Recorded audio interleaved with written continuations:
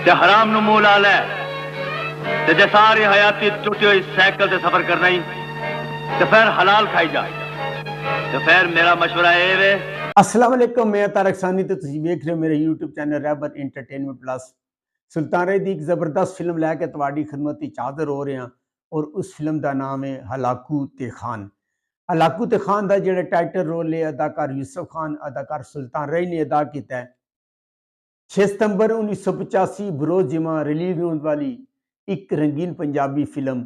इस फिल्म के अदाकार यूसुफ खान, मंदिर की गड्डी दी उसकी रिपोर्ट की सुल्तान राय, सामने कच्चांगा ते तैनूं पता मुस्तफा कुरैशी, दे जिंदियां जे यार मुक जानते दुनिया विचों मुमताज, मुसरत शाहीन, संगीता, अदीब, ने हो जवान के ताका पैदा की तारिक शाह, जिंदगी जुर्म दी गठ होंदी है बेवकूफ। बेदार बख्त, इस पहाड़ दी चोटी चढ़न दे शौक कलीम शाह, तीश की थी है, लेकिन चलाक मुजरिम ने गड्डी एक ऐसे सबिया खानम, तावन करा जिंदगी का बेहतर हिस्सा रंगीला, ठेकेदार शहर दी नसरुल्ला भट्ट, कौन है तो इल्ताफ खान, हर गोली अपने सीने ते खा के तेरा नाम जहर शाह, बंद करन लई इलियास कश्मीरी, बस दोस्ता हिदायतकार अकील गाबा, फिल्मसाज शेख बख्श इलाई गाबा, मुसन्निफ नासर अदीब। एदा म्यूजिक दिता है वजाहत अतरे ते बख्शी वजीर ने। बहुत वड्डी कास्ट सी इस फिल्म दी और तमाम जिहड़ा ना फिल्म इंडस्ट्री दे जिहड़े सुपरस्टार सन तकरीबन तुहानूं इस फिल्म विच नज़र आउणगे। सबिया खानम ने इस फिल्म के अंदर राबिया दा किरदार अदा किया है, जिहदे दो पुत्र होंदे न अजमल ते अफजल। ते ओहदे खामद दा जिहड़ा किरदार है अदाकार तारक शाह ने अदा किया है। ते तारक शाह दा नाम शेर आलम होंदा है और वो पुलिस एक डिप्टी होंदा ऑफिसर होंदा और बड़ा ही ईमानदार होंदा और बड़े ही अच्छे तरीके नाल वो काम करदा है। और अदीब ने इस फिल्म के अंदर सेठ शौकत का किरदार अदा किया है, जिहड़ा कि तारक शाह का भरा होंदा है और एक स्मगलर, एक मुल्क दुश्मन अनासर होंदा है और वो अपने भरा नूं कतल कर देंदा है। तारक शाह नूं वो कतल कर देंदा है और कतल करने तो बाद ना सिर्फ उसकी सारी जायदाद ते कब्जा कर लैंदा है बल्कि उसदे पुत्रां नूं घरों कढ देंदा है। और ਉਹਦੀ ਜਿਹੜੀ बीवी होंदी है राबिया, सबिया खानम, ਉਹਦੀ इज्जत ते भी हथ पाउण दी कोशिश करदा है। सबिया खानम अपनी इज्जत बचाने वास्ते खिड़की चों बाहर छाल मार देंदी है और इस दौरान वो हलाक हो जाती है। और अदीब अपने बंदियां नूं बुलांदा और कहंदा कि इसदी लाश नूं दरिया बुर्द कर दिओ, दरिया च सुट दिओ। वो जांदे न और ਉਹਦੀ लाश नूं दरिया विच सुट देंदे न। ਇਹ बड़ी कोई उलझी हुई कहानी है और वक्त गुजरदा है।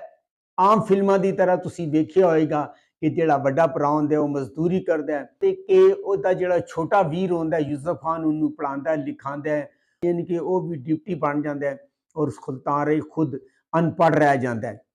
अदीब जिहड़ा होंदा है वो अयैश किस्म का शख्स होंदा है और एक तवाइफ के नाल वो शादी करदा है, बच्ची पैदा होंदी है और बच्ची नूं लैके चला जाता है, अपनी बच्ची नूं मार देंदा है। ਉਹਦੀ ਜਿਹੜੀ बीवी होंदी है निगत भट्ट, वो डिप्टी को आंदी है शेर आलम कोल और शेर आलम दा इस मसले च ਉਹਦੇ ਨਾਲ झड़प आंदी है और वो शेर आलम नूं इस मसले ते हलाक कर देंदा है। अदीब दे घर एक बच्ची पैदा होंदी है। ये तुहानूं अगे चल के मैं दसांगा कि इस कहानी का क्या लिंक है।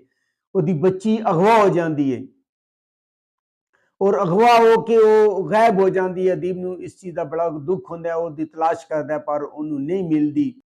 वक्त गुजरदा है, बच्चे जवान हो जाते हैं और डिप्टी बन जाता है जिहड़ा यूसुफ खान, उसका हलाकू नाम होंदा है और खान जिहड़ा होंदा है वो सुल्तान राय होंदा है। मुमताज ने इस फिल्म के अंदर गुड्डी का किरदार अदा किया है, जिहड़ी कि रंगीले दे कोल आंदी है, उसकी धी होंदी है और जिहड़ा रंगीला होंदा है उसका नाम शेर खान होंदा है। रंगीले ने बड़ी जबरदस्त और बड़ी अच्छी कॉमेडी का मुजाहरा किया है।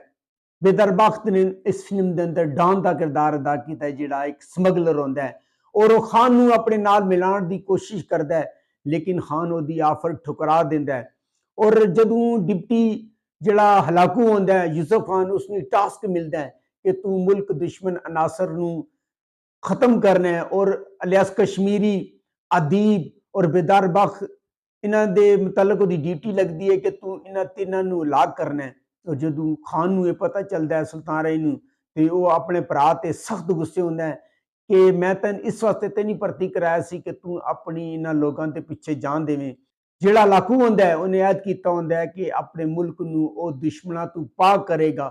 ਉਹ ਮਿਸ਼ਨ ਲੈ ਕੇ ਨਿਕਲਦਾ ਹੈ ਔਰ ਇਸ ਦੌਰਾਨ ਉਹਦੀ ਜਿਹੜਾ ਦੁਸ਼ਮਣੀ ਹੋ ਜਾਂਦੀ ਹੈ ਖਾਨ ਦੇ ਨਾਲ, ਕਿਉਂਕਿ ਖਾਨ ਉਹਨੂੰ ਮਨਾ ਕਰਦਾ ਹੈ ਕਿ ਤੂੰ ਇਹ ਕੰਮ ਨਹੀਂ ਕਰਨਾ, ਤੇਰੀ ਜਾਨ ਚਲੀ ਜਾਏਗੀ, ਮੈਨੂੰ ਤੇਰੀ ਜਾਨ ਬੜੀ ਅਜ਼ੀਜ਼ ਹੈ। ਪਰ ਹਲਾਕੂ ਆਪਣੀ ਧੁਨ ਦਾ ਪੱਕਾ ਹੁੰਦਾ, ਉਹਦੀ ਗੱਲ ਨਹੀਂ ਮੰਨਦਾ। ਉਹ ਆਪਣੀ ਧੁਨ ਦਾ ਪੱਕਾ ਹੁੰਦਾ, ਦੁਸ਼ਮਣਾਂ ਦੇ ਮੁਕਾਬਲੇ 'ਚ ਉਹ ਖੜਾ ਹੋ ਜਾਂਦਾ ਹੈ, ਉਹਨਾਂ ਦੀ ਤਲਾਸ਼ ਕਰਦਾ ਹੈ। ਮਸਰਤ ਸ਼ਾਹੀ ਨੇ ਇਸ ਫਿਲਮ ਦੇ ਅੰਦਰ ਰੂਬੀ ਦਾ ਕਿਰਦਾਰ ਅਦਾ ਕੀਤਾ ਹੈ ਔਰ ਮਸਰਤ ਸ਼ਾਹੀ ਦਾ ਵੀ ਕੋਈ ਖਾਸ ਕੰਮ ਨਹੀਂ ਹੈ, 1-2 ਗਾਣੇ ਨੇ। ਇसी ਤਰ੍ਹਾਂ ਮੁਮਤਾਜ਼ ਨੇ ਵੀ ਗੁੱਡੀ ਦਾ ਕਿਰਦਾਰ ਅਦਾ ਕੀਤਾ ਹੈ, ਜਿਹੜੀ ਕਿ ਰੰਗੀਲੇ ਦੀ ਧੀ ਹੁੰਦੀ ਹੈ, उसका भी कोई खास काम नहीं होता। खैर जदों हलाकू दुश्मनों के मुकाबले निकलता है तो सब तो पहली कामयाबी जी होंगी वो डान नूं कतल करके होंगी है। बहुत सारे अड्डियां ते छापे मारदा, उन्होंने एक नामालूम काल आती है जिस वजह रहनुमाई होंगी है और वो बहुत सारे अड्डियां ते छापे मारदा है, बहुत सारी कामयाबियां हासिल करता है। और मुस्तफा कुरैशी ने इस फिल्म के अंदर शेरा का किरदार अदा किया है, जिहड़ा कि खान का दोस्त होंदा है और उसकी बीवी होंदी है संगीता होंदी है। संगीता का भी इस फिल्म के अंदर कोई खास काम नहीं है, सवाए सबिया खानम दे बाकी किसी खातून का काम इस फिल्म की अच्छा नहीं है, आम रूटीन का काम है। और खान और शेरा मुस्तफा कुरैशी जिहड़ा होंदे ने दोस्त होंदे ने, एक दूजे ते जान वारदे ने और मिल के दुश्मनों के पीछे होंदे ने। खैर जिहड़ा हलाकू होंदा है वह भी दुश्मनों की तलाश ही निकलता है और बहुत सारे दुश्मनों को हलाक कर देंदा है। इलियास कश्मीरी और अदीब दे ओहदे पीछे होंदा है, ओहदे हथ कोई सबूत नहीं आ रहा होंदा और आखिरकार ओहदे हथ सबूत आ जाता है। यह बड़ी कोई उलझी कहानी है। मेरा ख्याल है कि फिल्म लंबी हो गई सी, इस वास्ते इन्होंने बेदरेक कटिया गया, जिसकी वजह तो कहानी कोई समझ नहीं आती है।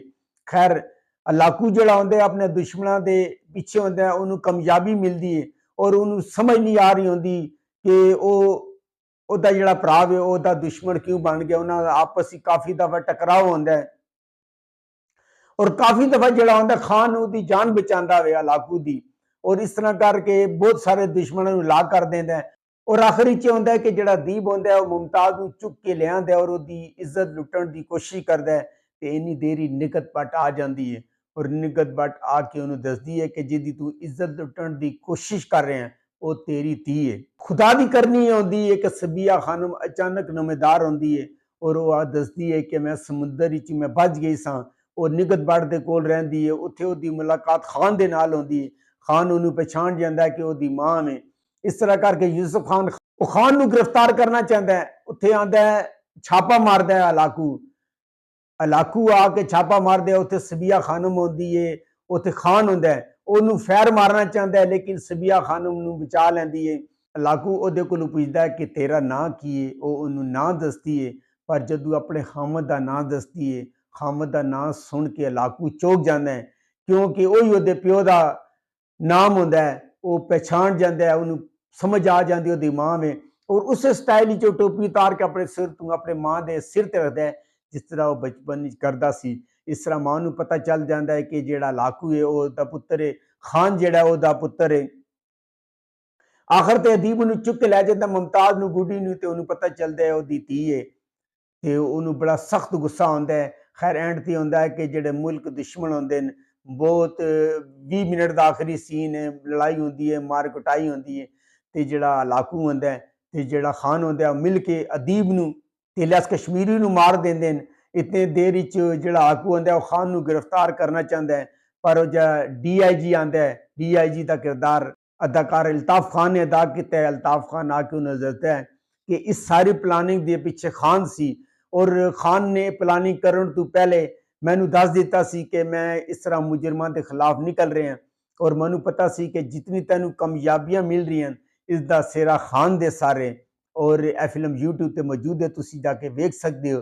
अगर तुहानू मेरी मालूमात अच्छी लगी है मेरे चैनल लाइक करो, सब्सक्राइब करो, शेयर करो। तो नैक्सट वीडियो तक रब राखा।